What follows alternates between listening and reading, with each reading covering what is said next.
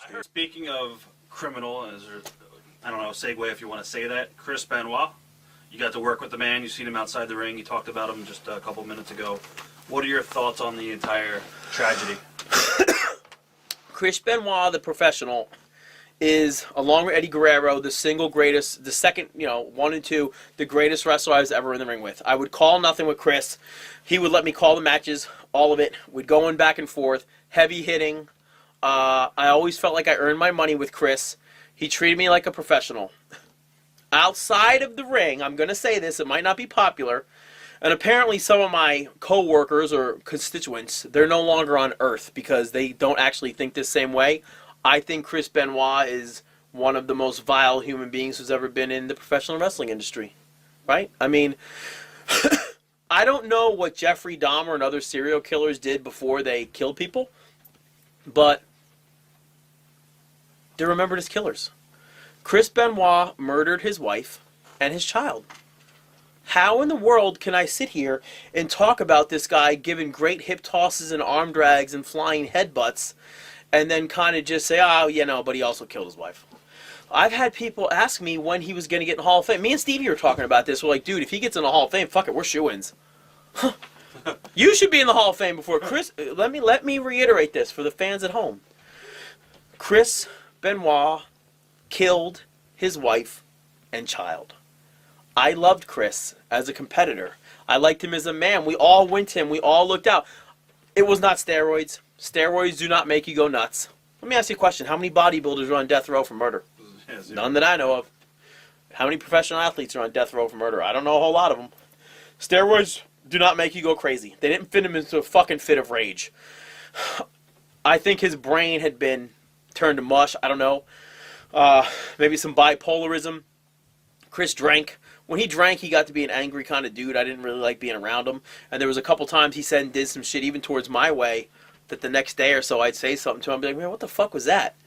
I don't remember that, Nova. I'm sorry. And he didn't remember it. Towards the end, when I booked him for Six Flags for OVW, I remember speaking to him a couple days literally before the incident, and he told me, he's like, man, you should quit this job and come back on the roster, dude. We fucking need you bad. I'm like, well, I like what I'm doing and shit, and I made sure that people had him in OVW and picked him up and drove him around.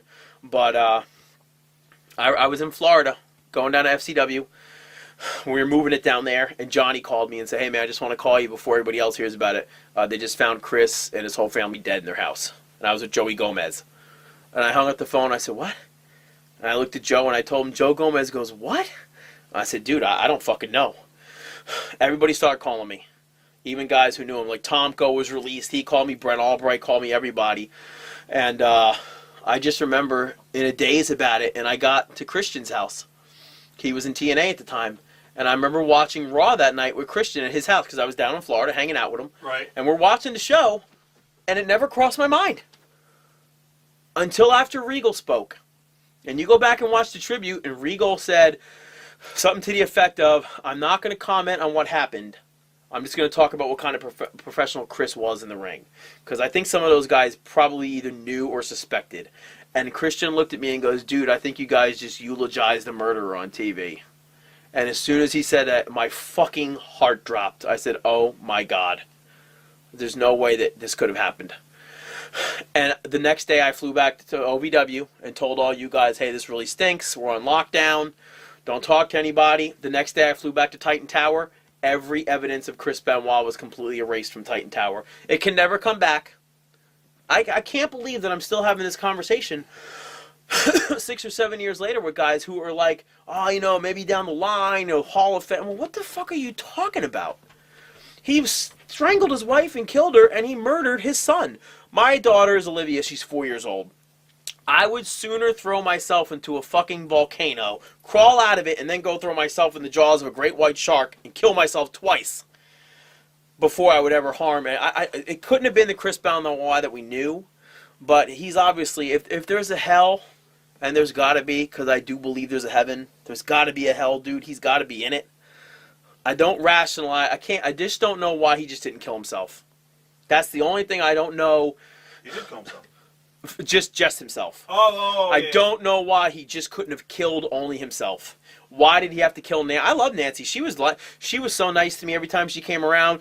And that's just weird, dude. Little Daniel, when he used to come to the shows, Chris would tape his wrists up, and little Daniel would walk up to the guys and like try to chop them and shit. I remember laying on the ground a couple times, letting Daniel put the cross face on me, and Chris had all smiles on his face, and it was unbelievable. I still don't get it to this day, dude. I'll tell you what, man. I was fucking embarrassed of being a pro wrestler when that happened, because as soon as that happened, when all that bad press came out, and then the wrestler came out right after that, and all that, and holy shit, I don't know if we ever fully recovered as an industry from that, because there's still a lot of people that look at us like we're a step below circus clown, but a step above a porn star. Like, seriously. I mean, I remember sitting in the airport, and there's people reading People magazine, and his picture's on the cover about the murder. And I'm turning, and there's people just, like, shaking her looking. I'm like, oh, my God, please don't let anybody find out what I do.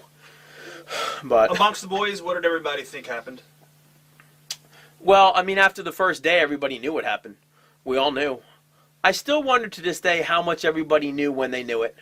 I'm saying, what is the reasoning behind it? Mental dementia, snapped dementia, craziness, bipolarism. I think Chris might have been manic depressive too, or something like that. I don't know. I just wish he had so many people that looked up to him and loved him and liked him, man. Maybe he's just a prideful enough guy, didn't want to reach out for help. Well, I don't fucking know, but that's the worst thing that's ever happened in wrestling, right? I mean, fuck the 100%. Montreal screw job, or so-and-so had heat because they didn't carry somebody's bag, or somebody didn't buy this guy a bottle of vodka. Who knows? Right. I mean, you get heat for looking at somebody the wrong way, which is asinine. But the Chris Benoit murder thing is and was and always will be the worst thing that's ever happened in wrestling. So it was the darkest period ever. I don't think he should be remembered in any way, shape, or form. His matches are on YouTube. There was a competitor like no other. He brought the best out of me. He made me realize that I belong there. When I would go in there and go 15 minutes with him on a house show and come out afterwards and be like, fuck yeah, man, I might wear a purple jumpsuit, but don't be fooled by it. I can go with anybody.